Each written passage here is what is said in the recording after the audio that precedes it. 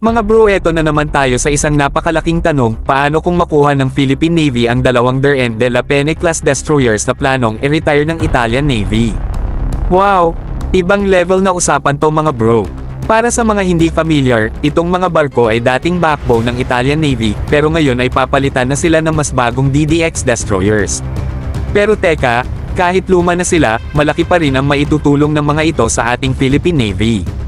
Unang-una mga bro, ang Deren de la Pene class destroyers ay fully equipped with MOP-13 launcher para sa SM-1MR surface-to-air missiles, at iba pang missile systems na kayang humarap sa kahit anong banta sa karagatan. Ibig sabihin, kung mapunta sa atin ang mga ito, siguradong mas lalakas ang depensa natin sa West Philippine Sea, na kilala rin bilang South China Sea. Imagine having these destroyers patrolling our waters, mas tatapang ang ating maritime presence. Ang mga destroyers na to ay malaki at matibay mga bro, 147 meters long, designed to take on anti-air, anti-ship, at anti-submarine missions. Kung akala ng iba na basta-basta na lang tayo, ibang usapan na to kapag nadagdagan ang ating arsenal ng ganitong mga barko. China better watch out.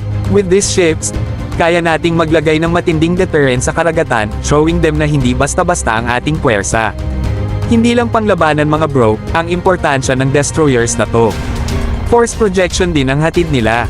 Kapag alam ng ibang bansa na may ganitong klaseng barko ang Pilipinas, siguradong mas iingat sila sa paggalaw sa ating territorial waters. Bigatin ang dating ng mga destroyers, and their mere presence will elevate the status of our Navy in the region. Talagang may, wow, factor pag nadagdag ang ganitong class ng warship sa fleet natin.